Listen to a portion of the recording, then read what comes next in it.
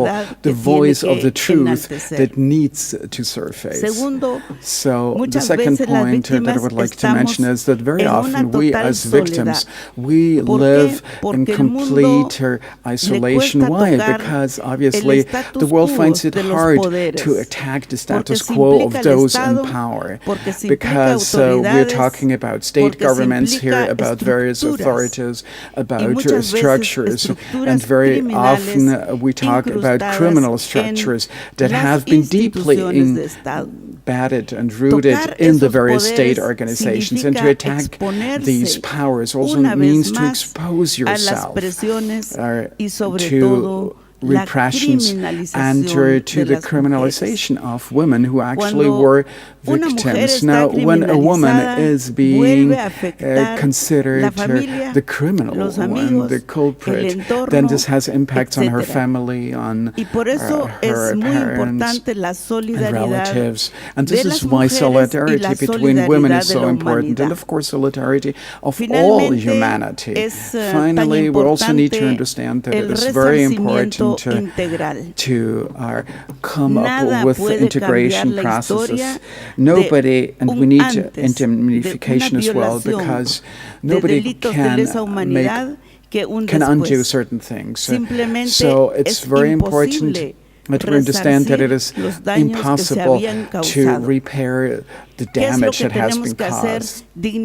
So what we can do is to make sure that in future things won't happen like that we stand by the victims. And in order to be able to achieve that, we have to highlight the legitimacy for the claims of the victims. And this is why it's also very important that the various organizations, human rights organizations, help and accompany the victims in their fight for a liberation. So it's very important that the victims can talk about what they experienced, that they can tell what they experienced as the truth. And this is why we also need to find ways to invoke justice and courts. In the case of Guatemala, the situation was different because it took us more than 36 years in order to be able to really file precedents and claims for crimes committed against humanity. So first of all, it's very important to determine who are the culprits, and then we have to constantly make sure that the justice system actually prosecutes these people in order to make sure that we have a penal system that will make sure that justice is done. It's also important to protect the life of lawyers and of legislators and people working for justice administrations, especially when we talk about women, because female judges will again be stigmatized just for being women. Now, it is said very often that women are much more sensitive, or the most sensitive of all our people. And this is why they also act differently. It's very important that we show that justice is there for everybody, that we're all equal before our justice system. This requires a lot of work, a lot of efforts, alliance between women and the victims and from all parts and walks of society. And this is why we have conferences like this one here today. We have also seen the role that needs to be played by the various religions, and we are convinced that religions can and should bring happiness to the people. And this is why it's so important to make sure that we have institutions that we can believe in order to be successful. Now, in Guatemala, we now have 3 sentences against crimes against humanity. One of these sentences was pronounced during process proceedings that were held in the Maya language. Before that, it was never accepted as a language. All the proceedings, court proceedings, were then held in another language, not in the language spoken by the victim. So it's very important to understand that we can have justice in our own language, in the language of the victim. Now, secondly, we have another case, a case of the massacre that was committed at the embassy of Spain, during which my father lost his life. We had her to fight for 36 years in order to be able to take the culprits to court, and we managed to show and to prove that 38 people that were burnt alive in the embassy of Spain on the 31st of June 1980 were civilians. They were innocent. Those were farmers.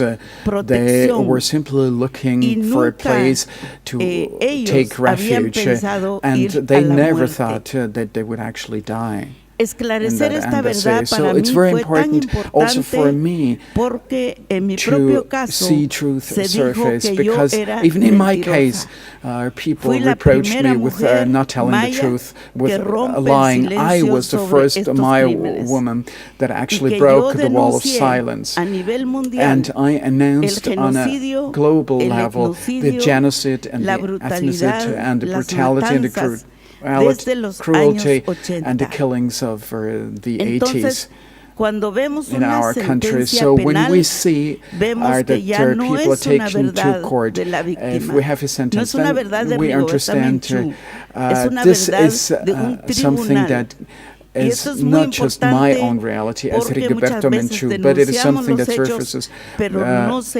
for the entire world to see. So this is very important, that we see that the culprits are also sentenced, and the people spent years in prison. A lot of people responsible for crimes just live free in many countries. So it's also important to have an international mandate to be able to arrest these people. So we're not talking about revenge here. We're talking about making sure that truth be known. And this is why we are convinced that it is extremely important to support people, the victims, in their search and in their fight for a sentence to be pronounced. So this year, it was at the beginning of this year, for the very first time, sexual slavery was also sentenced in the court, and domestic slavery in Guatemala against women for the very first time. Now, this is something very painful, very, very painful, as a matter of fact, because the testimonies of the victims, it's just impossible to imagine what happened to these people. If you live a normal life, it's unimaginable. If we talk about the psychology of an individual and a society, because as a matter of fact, these women were taken away, they were kidnapped from their husbands. 14 women that were filing a complaint that has had a major impact in our country. 14 women that were kidnapped, taken away from their husbands, that were tortured in front of their husbands. It was a military group, a military section that was involved, directly involved with the participation of the High Command. And then they also kidnapped their daughters, their sons. They killed them, they put them into mass graves, and then the women themselves, they were turned into servants. They had to wash the clothes of the clothes of their family members. They had to wash the interior garment for these people, and then they were again exposed and subjected to sexual abuse. Some of them were raped by more than 30 different people of this military unit. And then they were sent to other households to work para que vayan a buscar that they would bring coal to the military unit. So it was a continuing violation of their rights. They were deprived of their freedom. They were constantly humiliated, and they were turned into slaves of this military unit. Now these women had the courage to face their own story again and to go through all this again. And today we now have a sentence that has changed the history a lot, the history of our country, the history, at least in our region, in our Latin American region. Well, we do know that situations like that happen all over the world in many different countries. We do understand that we have human trafficking all over the world. And this is why we need to call upon the young people so that they will cooperate in future much more intensely to create a world of respect and dignity. This must be and become a reality. What we see now is a world of violence, a lot of domestic violence that we see and experience in many countries, and it comes also from many different sections of our society directed against women.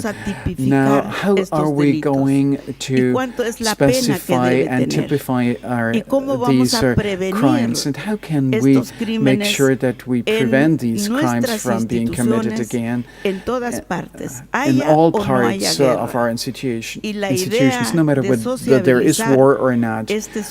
No, we have to make sure that this suffering stops. And this is why we have to raise awareness among people as well. Thank you very much for your attention.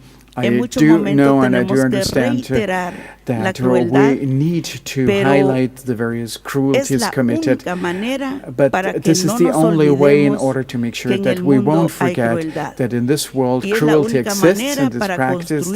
It's the only way to construct, to build a memory, a collective memory of our human society. Thank you very much.